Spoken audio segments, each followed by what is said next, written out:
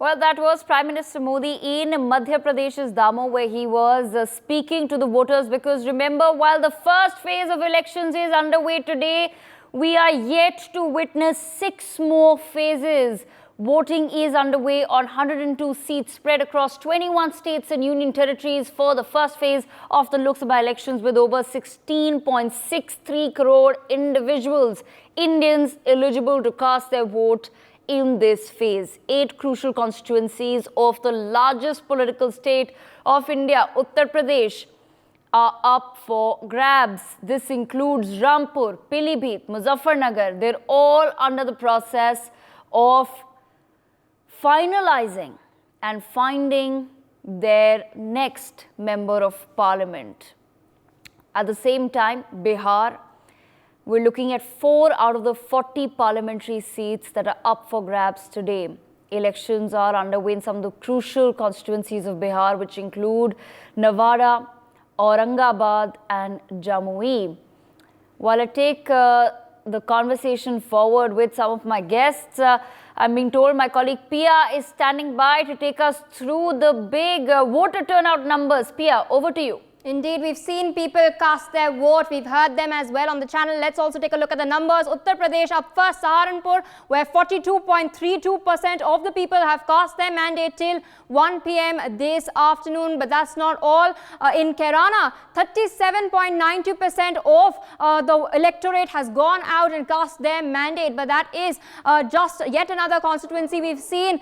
If we can move on to the next constituency in order to take forward the numbers in Uttar Pradesh, because this is not all. We've also seen numbers trickling in from other crucial constituencies such as Muzaffarnagar, where 34.51% of the people have cast their vote till 1 p.m. in the afternoon. A couple of hours are left for voting, but let's in fact move on to the next constituency. Several key battles are underway in the state.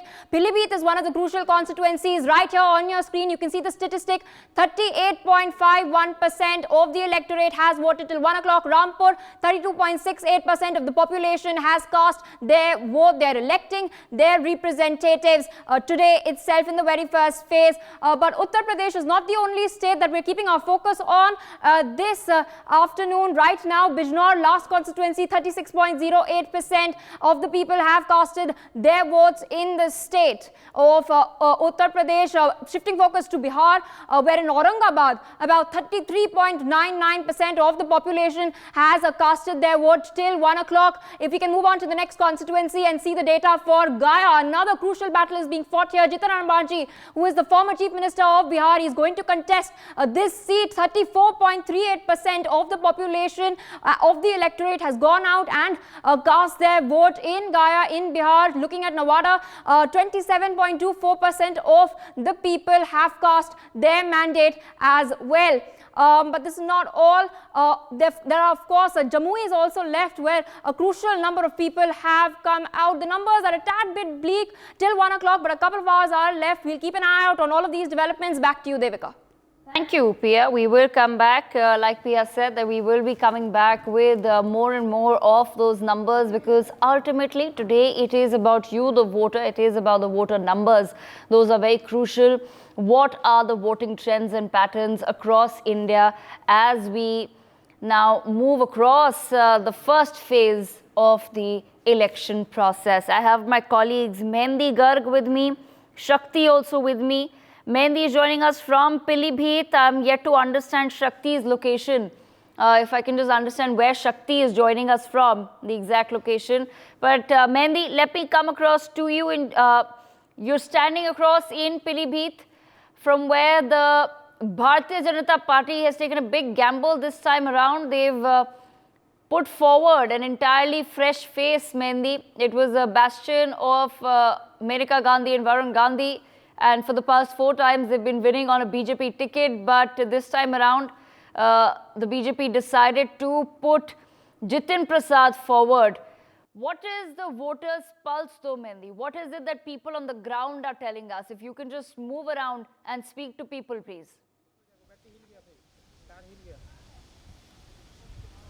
Well, yes, Devika, as we all saw, that Bharatiya Janata Party has made an unpredictable move when they decided to decide that the candidate for Pilibhit will be Jitin Prasad rather than of Varun Gandhi, and they cut the ticket of Varun Gandhi because this seat has been always been said that this is the main core area of Menaka Gandhi and Varun Gandhi. But now the turns have made, and right now we are at the place where polling booths are there and people are casting their votes.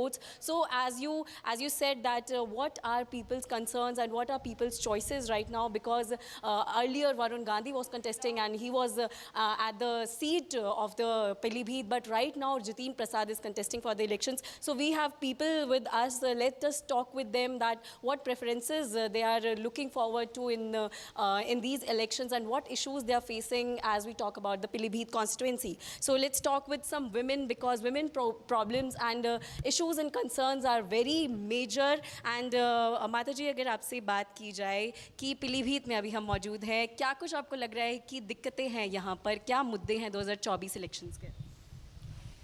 हम यहाँ पे बोलो यार, रोडें अच्छी बनाई है और हरियाली हो और माहौल अच्छा होना चाहिए, गुंडागर्दी नहीं होना चाहिए। जी, आप महिला हैं, आप किचन में खाना भी बनाती हैं, तो क्या महंगाई मुद्दा है 2024 में? महंगाई तो है, महंगाई तो बढ़ रही है जी। और महिला सुरक्षा को लेकर क्या कहेंगी? यहाँ पर सुरक्षित महसूस करती हैं, आप पीलीभीत में रहती हैं, क्या है सुरक्षा को लेकर यहाँ इंतजाम? सुरक्षा पहले से तो सही है, काफ़ी है। जब से योगी का सरकार बनी है तब से अच्छा हो गया है। जी, आप क्या कुछ कहना चाहेंगी? आपने मतदान किया है आज, पहले तो दर्शकों को आप ये बताएंगी कि मतदान का महत्व क्या होता है और मुद्दे आपको क्या लग रहा है कि इस बार क्या है 2024 में? मुझे लग रहा है मोदी जी अब की भी हमारी आगे भी मदद कर रहे हैं, अभी भी करेंगे। और तो पिछले 5 साल जी हमारे लिए घर के पास हमारी गली पीछे की बहुत वो है, वो ज़रा सही हो जाए, उसके कारण मच्छर भी बहुत आते हैं हमारे घर में, गंदगी बहुत है, गंदगी बहुत है पीछे की साइड। जी, तो आपको हम युवा में काउंट कर सकते हैं, तो as the youth of this country what do you think कि पीलीभीत में क्या कुछ प्रॉब्लम्स हैं जिनको सॉल्व होना चाहिए? क्या बेरोज़गारी एक मुद्दा है? क्या महंगाई एक मुद्दा है? किन मुद्दों को सोचकर आपने वोट डाला है आज? Unemployment has always been a problem. That is a par India situation. It is not only limited for Pilibhit. So yes, when I talk about development, women empowerment and road safety plus education, that comes on the top of the list. Along with that, corruption, the anti-corruption movement should increase, and there should be lesser crime rates also. So road safety along with women empowerment and the job security, that are the major concerns that I will be concerned about. As a girl, she has told us the major concerns that she is facing, the people of Pilibhit, we can also say that are facing. Uncle, आप क्या कहेंगे? आप किन मुद्दों को लेकर सोच विचार में है पीलीभीत को लेकर? नहीं, मेन मुद्दे यही हैं कि जब से हमारे मोदी जी आए हैं, अच्छा कि उन्होंने विकास किया है पूरे देश का, आगे भी हम उम्मीद करते हैं इसी प्रकार वो करेंगे। और यहाँ की जो हरियाली है वो पहले से बेटर हुई है और बेटर होनी चाहिए। यहाँ पे अपना एक उद्यान है इसका सिंह का, उसमें थोड़ा सा और डेवलप हो जाए। और यहाँ पे आजकल शेरमुर जो बहुत आए रहे हैं उनको थोड़ा सा उसके ऊपर फाउंडेशन लगाई जाए, क्योंकि काफ़ी लोग उस पर अटैक कर चुके हैं। Correct. Devika, as he told also that animals is a basic issue and a basic problem in the Pilibhit area also. Uncle ji से भी एक बार बात कर लेते हैं। अंकल, आपको क्या लग रहा है पिछले 5 साल में क्या कुछ काम हुए हैं पीलीभीत में? मोदी जी ने काम तो अच्छे करे हैं।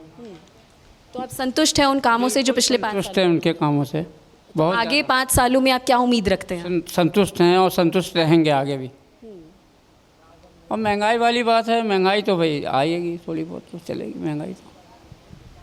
So, as we heard, Devika, that people are saying that they are believing Modi, PM Modi again. But if we talk about Jitin Prasad, they are casting their vote on the face of Prime Minister Modi, and they will give Jitin Prasad another chance after Varun Gandhi has lost his ticket and candidature from the Pilibhit area. But the issues and the problems that people are telling us are berozgari, as they said, unemployment, and corruption. Some people has also said that corruption is also a problem in this area, and also female security and the roads and the development will remain be the issue, and they are hoping that the coming government and the coming candidate will solve these problems for them, and a better Pilibhit will be created by the upcoming candidate and by the candidate they will choose, and they are casting their vote to, because they are giving their hopes, and they are hoping way too much, and they are also giving the chance, as we can see with the people talking, as we heard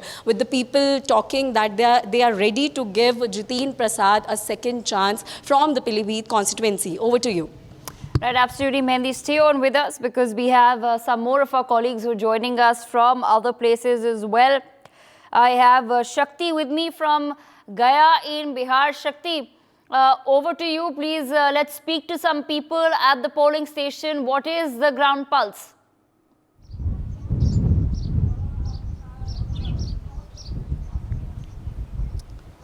देखिए, बिहार के गया में लोकसभा चुनाव को लेकर जो है मतदान आज सुबह से ही जारी है। फिलहाल आपको पता है कि गर्मी के कारण जो है 40 डिग्री के अप्रॉक्स जो है टेम्परेचर है गया में, और जिसके कारण जो है जो वोटर है वो काफ़ी कम संख्या में मतदान केंद्रों पर पहुंच रहे हैं। तकरीबन कई ऐसे जो पोलिंग बूथ है जहां पे कई इक्का दुक्का ही वोटर जो है अभी दिख रहे हैं। फिर हालांकि अब से थोड़ी देर के बाद जब धूप कम होगी, गर्मी कम होगी, तो वोटरों का जो है बूथ पे आना एक बार फिर से शुरू होगा, जिस तरह से सुबह में देखने को मिल रही थी। लेकिन गर्मी के कारण जो है न सिर्फ गया की बात करें, हम नवादा की बात करें, औरंगाबाद और जमुई, ये जो मगध का क्षेत्र है बिहार में, और यहाँ पे काफ़ी संख्या गर्मी भी काफ़ी पड़ती है, और तो ऐसे में लोग कहीं ना कहीं कम आ रहे हैं इस बार। तो कहीं ना कहीं पिछले बार जो परसेंटेज था मतदान का उससे थोड़ी कम इस बार जो है लोग पोलिंग हो सकते हैं। फिलहाल अगर हम बात करें राजनीति की, तो ये गया क्षेत्र काफ़ी महत्वपूर्ण है, क्योंकि एनडीए की तरफ से पूर्व मुख्यमंत्री जीतन राम मांझी जो है चुनाव मैदान में खड़े हुए हैं, और महागठबंधन की तरफ से आरजेडी ने अपने उम्मीदवार कुमार सर्वजीत को यहाँ से अपना उम्मीदवार बनाया है। ऐसे में दोनों के बीच में काफ़ी जो है टक्कर हो रही है। और आपको बताएं कि जो 4 लोकसभा की सीटें बिहार में हो रही है चुनाव, उसमें से सबसे खास गया ही है, क्योंकि यहाँ पे कहीं ना कहीं काफ़ी करीबी मुकाबला जो है देखने को मिल रहा है। और जीतन मांझी जिस तरह से उन्होंने जब वो महागठबंधन के हिस्सा थे तो उस दौरान उन्होंने भगवान राम के अस्तित्व पर सवाल किए थे। हालांकि उसके बाद जब वो एनडीए में शामिल वापस हो गए तो वो अयोध्या भी अपने पूरे परिवार के साथ गए थे, और कहीं ना कहीं लोगों में इसको लेकर नाराज़गी भी है, और लोग कहना है कि जीतन मांझी कब कहाँ रहेंगे इसकी कोई गारंटी नहीं है। और साथ ही साथ अगर हम बात करें तो इस बार कई ऐसे मुद्दे हैं बिहार में, जिस तरह से प्रधानमंत्री नरेंद्र मोदी बिहार के दौरे पर जब आ रहे हैं तब वो परिवारवाद को लेकर बड़ा हमला कर रहे हैं। तो कहीं न कहीं परिवारवाद, भ्रष्टाचार की जो है इस बार भी बिहार में काफ़ी जो है मुद्दा बनता जा रहा है लोकसभा चुनाव में। हालांकि जो अगर हम बात करें, हमने अभी कुछ देर पहले भी आज सुबह से ही कई वोटरों से बात की है, तो उनका साफ कहना है कि जो स्थानीय उम्मीदवार जो हैं उनसे ज़्यादा फोकस जो है उनका केंद्रीय नेतृत्व पर है। तो ऐसे में प्रधानमंत्री मोदी को लेकर जो है जो वोटर हैं वो काफ़ी खुश नजर आ रहे हैं। तो ऐसे में जो लोकसभा के चुनाव है पहले चरण में बिहार में 4 सीटों पे मतदान हो रहे हैं, तो काफी अहम हो जाएगा, क्योंकि ये मगध का क्षेत्र, और ये जो अगर हम बात करें विधानसभा, let's try to find some people. हालांकि लोकसभा में let's try to find some people as well. Shakti, I'm going to come back to you. I have Mohammad Afzal joining us from Muzaffarnagar. Mohammad, over to you. If you can speak to some people around and bring us the ground pulse. बिल्कुल, मैं लोगों से वही बात करूंगा। पहले मैं आपको तस्वीरें दिखा दूं। मैं इस वक्त मुजफ्फरनगर में इस्लामिया स्कूल के बाहर हूं, और यहाँ पर तस्वीरें देखिए, क्योंकि सुबह से ही यहाँ पर भीड़ काफी लग रही थी, फिर गर्मी बहुत तेज हो गई, और तेज गर्मी की वजह से लोगों का आना थोड़ा कम जरूर हो गया। लेकिन आज फ्राइडे है, और आज नमाज के बाद जो लोग यहाँ पर आए हैं, तो अंदर में अब भीड़ थोड़ी बननी शुरू हो गई है। अगर मैं थोड़ी तस्वीरें अंदर की तरफ करके दिखाऊं आपको, तो अंदर शायद थोड़ा आपको भीड़ दिखेगा। वहां पे मैं आगे चल करके दिखाता हूँ, क्योंकि यहाँ पर भीड़ आनी शुरू हो चुकी है। अब यहाँ पर देखिए लोग भी बाहर आ रहे हैं। जी, जो लोग बाहर आ रहे हैं मोहम्मद, जो लोग बाहर आ रहे हैं उनसे बात करने की कोशिश करते हैं। बिल्कुल बिल्कुल, मैं इनसे बात करता हूँ। आप क्या सोच करके वोट दे रहे हैं इस बार? क्या आपकी प्रायोरिटी है? हम ये चाहते थे कि हिंदुस्तान में जो भी सरकार बने वो सबके लिए जो है अच्छे इंतजाम करे, सबके लिए जो है एक जैसा वो रखे अपने दिल के अंदर, और सभी का विकास होना चाहिए। यानी कि कोई जात पात का जो है कोई ऐसा मसला हो, क्योंकि हम हिंदुस्तान है और हिंदुस्तान में जो है सभी लोग जो है मिलजुल कर रहते हैं, ये हिंदुस्तान की पहचान है। इसलिए हम ये चाहते हैं कि जो भी सरकार बने, किसी की भी सरकार बने, लेकिन वो सबका साथ सबका विकास जो होना चाहिए वो सबको मिलना चाहिए। बिल्कुल, ये प्रायोरिटी होनी चाहिए कि सबका साथ सबका विकास करे। आपने वोट दिया, दिखाइए। देखिए, ये लोकतंत्र की खूबसूरती है जो वोट देकर के आप आ रहे हैं। आपने क्या सोच करके वोट दिया? आप ये बात बताइए, किसको वोट दिया, क्या सोचा वोट देने से पहले आपने? ये सोचा था जो अपने मन को अच्छा लगता है वोट दिया, और उसके बाद जो सरकार बने सब किसी में भेदभाव ना देखे, सबका साथ सबको एक समान देखे, एक नजरिए से देखे, सबका विकास होना चाहिए। किसी में कोई भेदभाव या कोई ऐसी बात नहीं। बिल्कुल, सरकार जिसकी भी आए वो सबके बारे में सोचे, किसी एक के बारे में नहीं, ये प्रायोरिटी है। आप वोट देने जा रहे हैं, तो क्या सोचा है वोट देने से पहले? क्या सोच करके वोट दे रहे हैं? विकास होना चाहिए, क्या सोच रहे हैं आप? कैंडिडेट अच्छा होना चाहिए जो आपके इलाके का विकास करे। आपने वोट दे दिया? क्या सोच करके वोट दिया आपने? सोच करके दिया जो होनी चाहिए, अच्छी सरकार होनी चाहिए, कोई सी भी हो, जो भी हो अच्छी सरकार हो। बिल्कुल, तो यहाँ पर लोगों का साफ कहना है कि विकास प्रायोरिटी है और वो सरकार चाहिए जो सबको साथ लेकर के चले, और यही सभी की प्रायोरिटी है।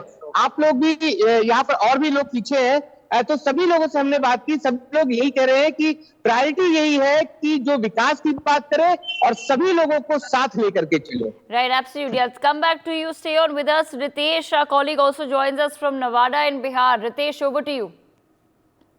अब बिल्कुल देखिए, नवादा में भी जो वोटिंग परसेंटेज है वो थोड़ा चिंताजनक है, क्योंकि अभी तक तकरीबन 1 बजे की अगर बात करें परसेंटेज की, तो ये 27% रहा है, और जो पूरा बूथ है वो अभी खाली ही दिख रहा है, इक्कीस के लोग आ रहे हैं। हालांकि अगर मुद्दों की बात करें तो स्थानीय मुद्दे जो हैं।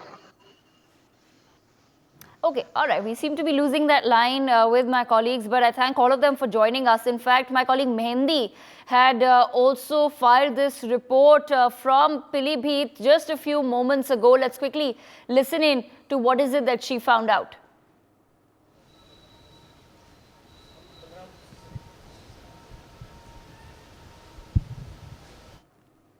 पार्टी प्रत्याशी जितेंद्र प्रसाद जी, सर आप पीलीभीत से चुनाव लड़ रहे हैं और आपके सामने इंडिया अलायंस और समाजवादी पार्टी से गंगवार जी खड़े हुए हैं, तो किस तरीके से आप इस पूरे मुकाबले को देखते हैं? कोई मुकाबला नहीं है।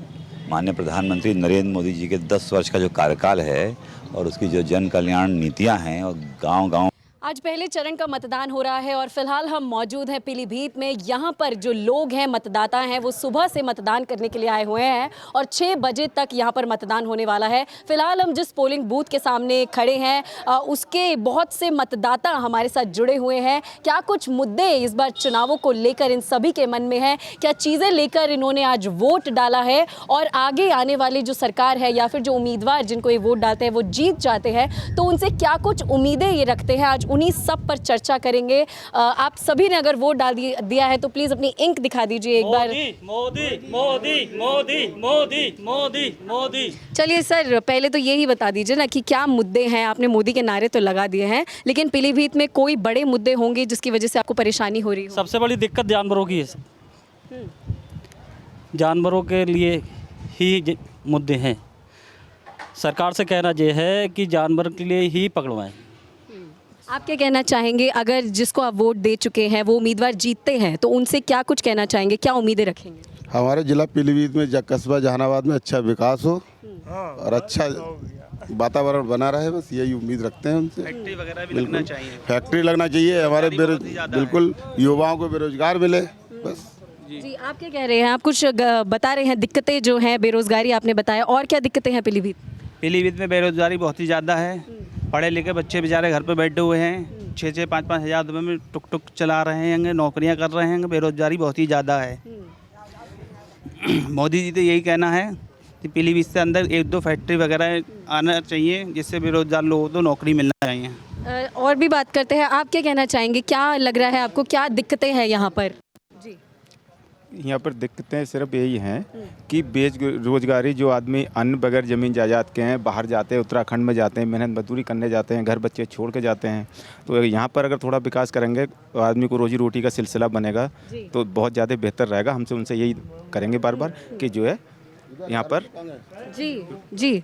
तो सर, जैसे आपने अभी बोला कि मोदी जी को आप वोट दे रहे हैं, लेकिन जो आपके कैंडिडेट हैं यहाँ से, अगर भारतीय जनता पार्टी की बात करें तो जितेंद्र प्रसाद हैं। पहले वरुण गांधी थे, उनका टिकट काट दिया गया। तो जितेंद्र प्रसाद से आपको उम्मीदें हैं या फिर जो केंद्र में बैठे हैं प्रधानमंत्री मोदी से आपको उम्मीदें हैं? हमें केंद्र से भी उम्मीदें हैं और जितेंद्र प्रसाद से भी उम्मीदें हैं। जीतेंगे तो विकास होगा। जी, तो देखिए, बोल रहे हैं जीतेंगे तो विकास होगा। अंकल जी, आप क्या कहना चाहेंगे, क्या मुद्दे हैं इस बार 2024 चुनावों में और पीलीभीत में क्या प्रॉब्लम्स हैं? कोई मुद्दे नहीं है, मुद्दे पर यही हैं, नौकरी वोकरी के, रोजगार के, और सब जगह एक ही चल रहा है मामला। मोदी बस। क्या महंगाई भी एक मुद्दा है इन चुनावों में? हाँ, महंगाई तो है ही मुद्दा। कुछ लोग जो हैं, एक डामाडोल सी सिचुएशन अभी पीलीभीत की सीट पर दिखाई दे रही है, क्योंकि मोदी की गारंटी को लेकर लोग काफ़ी ज़्यादा कॉन्फिडेंट अभी भी हैं यहाँ पर। जितेंद्र प्रसाद को एक बार फिर से मौका देना चाहते हैं क्योंकि वरुण गांधी का वोट काट दिया गया था। लेकिन कुछ लोगों की समस्याएं भी हैं, जैसे कि अभी हमने सुना कि प्रधानमंत्री मोदी से गुहार लगाई गई है, केंद्र सरकार से या फिर यहाँ की सरकार से भी। तो दिक्कतें भी हैं, जिस तरीके से बेरोजगारी, महंगाई का मुद्दा भी सामने आया है। लेकिन जनता ने आज पहले चरण की वोटिंग कर दी है, मतदान कर दिया है। 4 जून को रिजल्ट्स आ जाएंगे। ये देखना दिलचस्प होगा कि पीलीभीत की सीट से, जो कि हॉट सीट मानी जाती है उत्तर प्रदेश में, उस पर कौन जीतता है और यहाँ की जनता किसको ये जीत दिलवाती है, और उसके बाद वो जीत हासिल करने के बाद जो वो उम्मीदवार है वो पीलीभीत की जनता के लिए क्या कुछ करता है। For more such videos, subscribe to the NewsX YouTube channel, hit the bell icon.